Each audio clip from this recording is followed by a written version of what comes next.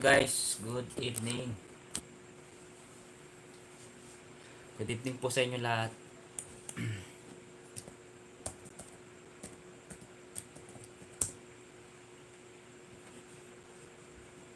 Dali lang ha, ilagyan ko lang ng ads itong aking live. Kasi sayang kasi kung hindi ko lalagyan.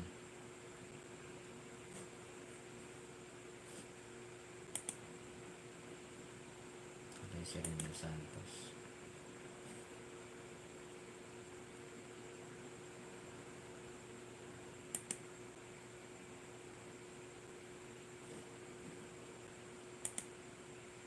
Dali lang po ha bago ako mag-start.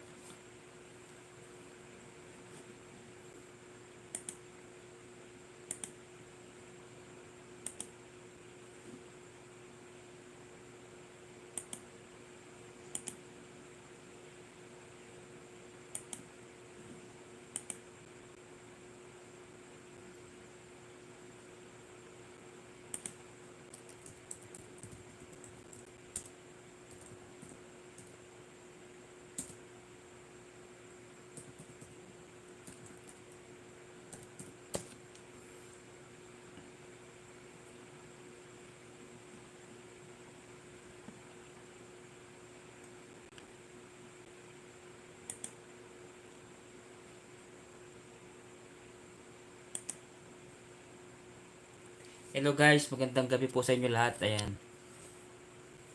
Up na rin po.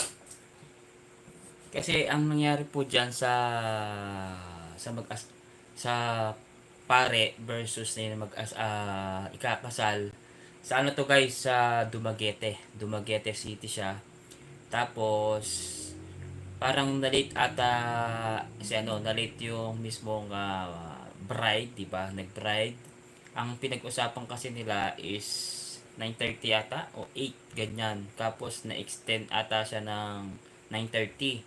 Kasi yung nangyari yung 8 kasi meron silang ang tawag dito. Meron silang meron si father daw na minisa na patay. Kaya tapos 9:30 ang pinag-usapan ng mag-asawa na to, kinasal. Tapos time na yon, ano to nung June 8 nangyari to, June 8. Tapos biglang dumating na yung lahat nun dumating na yung mga ninong, ninang, pati mga flower girl, mga ganto, ganyan. Tapos nung mismong bride na, ang bride na talaga yung dumating sa mismong altar, dala-dala yung altar, siyempre yung babae, 'di ba? Yung bride. Tapos ang nangyari, buntis pa yung babae. Buntis yung babae, na nung pagdating niya sa may gitna siya. Mamaya papanood ko po sa inyo. Nang nasa gitna na siya guys, nasa gitna na po siya ng simbahan. Biglang nagsalita yung father na ganto ganyan. Nung sinabi niya doon, parang may nagsalita. Pero ano lang guys ano lang to, reaction video, hindi ko masyadong binabash. Kumbaga, siyempre, pinag-uusapan natin dito kung ano yung aral, di ba? Tapos, nung bigla nagsalita si father na wala pa yung bride. Kasi nga po, anong problema ay si bride kasi buntis kasi siya. Malapit na siya mga anak. Nung pagdating niya doon sa mismong sa mismong, pasensya na kayo guys medyo maan pa yung ako mo. Medyo namamaga pa yung tagyawat ko. Nung pagdating niya sa mismong na siya, sinabihan pa niya, nanganak ka na yata, sabi nung father sa kanya. Siyempre, nagulat si bride, di ba? Nagulat si bride na biglang ganon. Kasi ngayon, binabas siya ngayon sa social media. Actually, nabalita pa nga sa TV eh. 'Di ba? Gusto niyo po panoorin, guys? Ito, papanoorin niyo, guys. Okay? Ito po. Ito siya, guys. Yan o. Panoorin niyo. Ayan siya po. Ayan o. Ayan yung mga ninong ninang. Yan. Nagmamadali sila oh.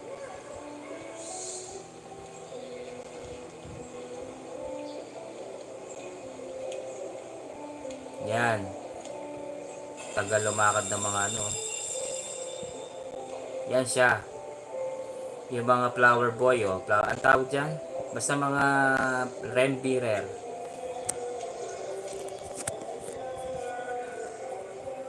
Ace, mega lang shoutout Ace. Salamat. Basta ando lang ako dito. Ayan. Nung time na yan, di ba yung andyan yung mga abay, oh. Mga abay, di ba? Ayan.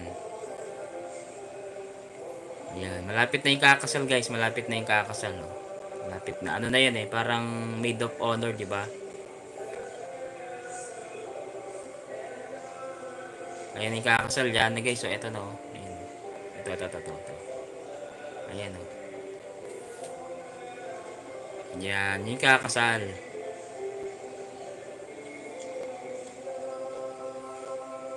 Ayan yung maghihintay yung inong lalaki, oh. O, di ba? Nagsalita na yung father, kaso ang problema, wala pa yung ano, wala pa yung bride. Ito yung bride, oh. Buntis to, buntis. Ayun, oh.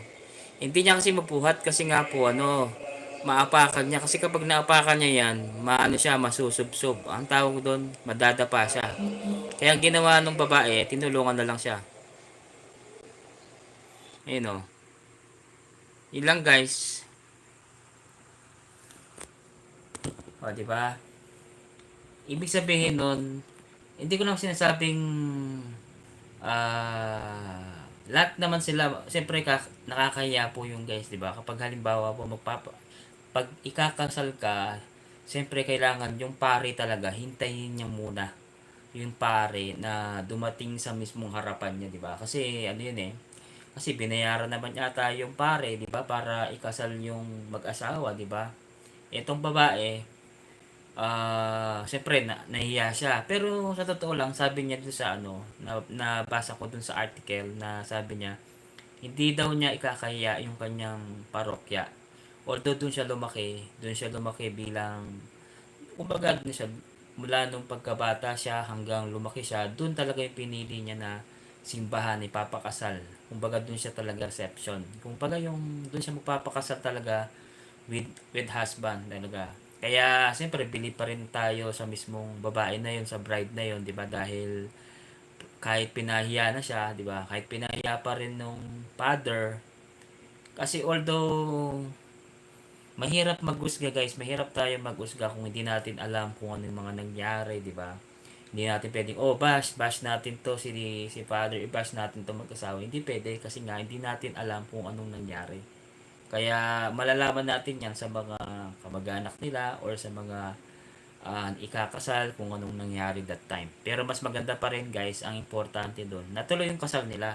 Natuloy naman po yung kasal nila kasi ay at least papaano, natuloy yung kasal, naging successful naman, di ba? Yun ang importante. Kaso ang problema, social media talaga. Hindi mawawala yung social media kasi maraming mga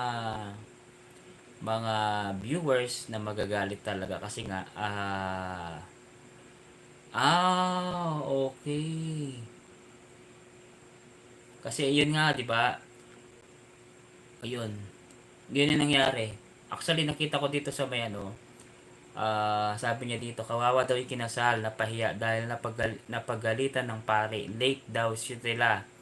Dumating pero on time naman sila.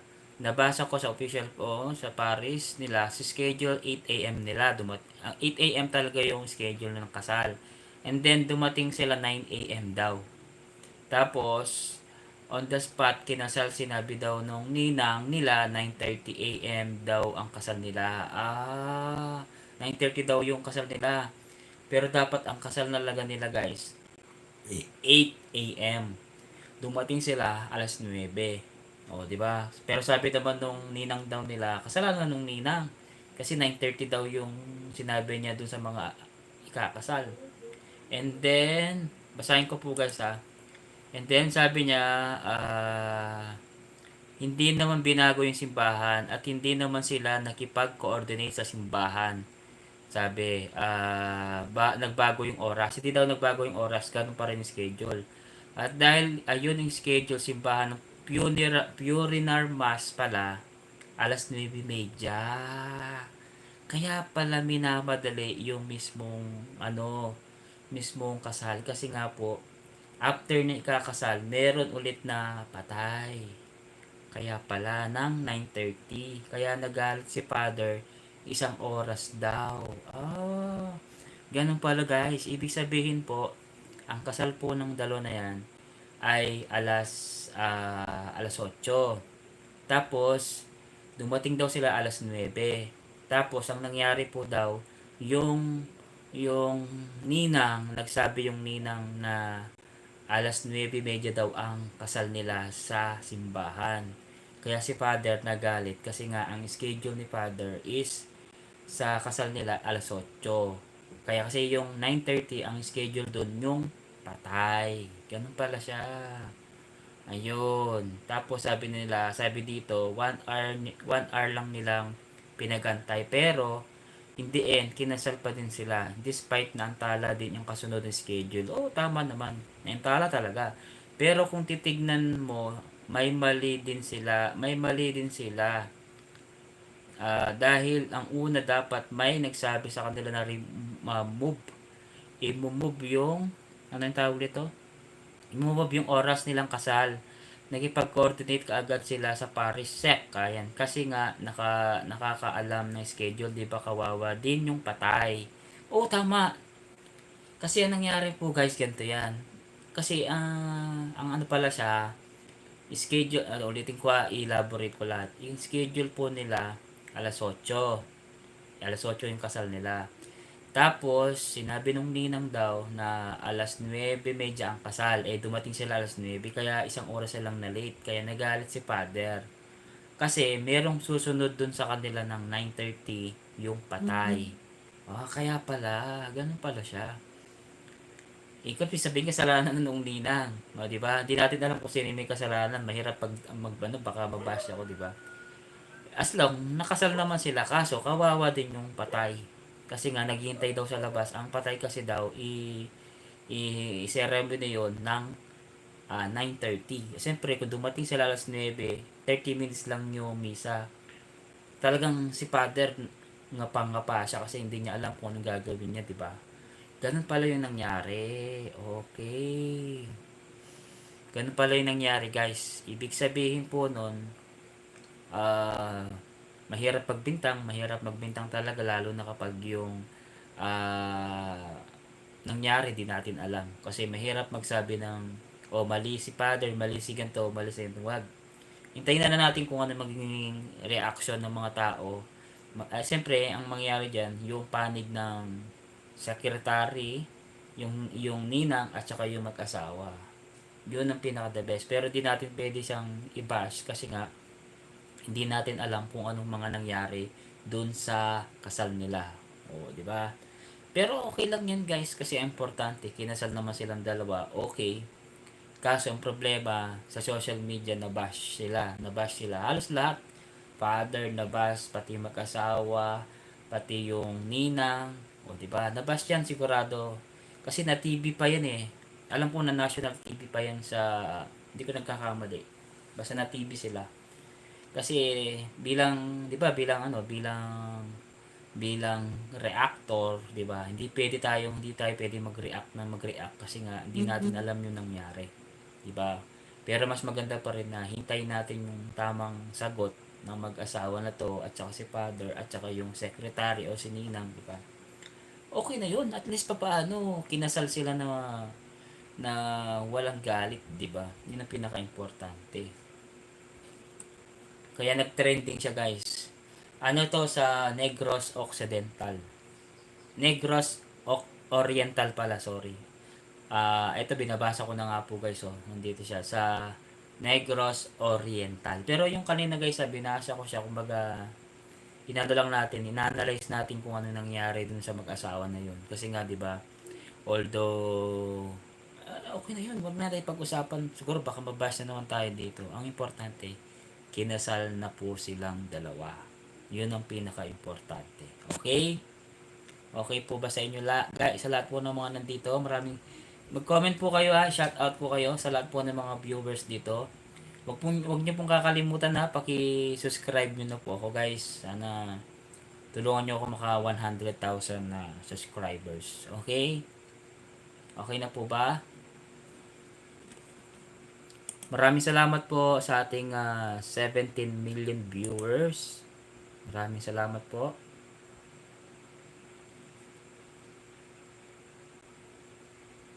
Thank you po ha. Dansky TV Vlog. Hello, Dansky TV Vlog. Ay guys, pwede ako makisuyo po sa inyo. Ano naman ako, follow niyo naman ako sa Facebook ko. Ito. Dansky pa-support idol host. Ayan. Paki-follow naman po ang aking Facebook account guys. Ayan, yung aking Facebook account guys. Edward Laksina rin po ha. Ayan, ito po kung makikita niyo po yung pangalan ko na Edward Laksina. Tapos meron akong 202,000 followers. Okay? Yan po Edward Laksina. Paki-follow niyo na lang po ako dito ha. Salamat po sa inyo lahat. Dansky, bigyan kita ng jacket. Dansky. Wait lang po. Ayan. Okay na po, may jacket ka na. Huwag niyo pong kakalimutan sa Facebook. Please, please, please, please. Ayan po yung Facebook account ko. Paki-follow po. Maraming salamat. Okay? Okay na po. Ayan. Thank you po ulit sa mga pumasok dito guys Thank you. Alam ko maraming mga viewers dito na nakikinig. Yung iba hindi sila vlogger. Alam ko mga kayo, mga silent viewers or mga nanonood po sa akin. Maraming salamat po sa inyo lahat. Okay? Yun lamang po. Mag-i-end na ako. Maraming salamat siguro sa inyo lahat. Meron na akong 17 minutes. Okay na ako dito. Thank you ulit sa inyo lahat.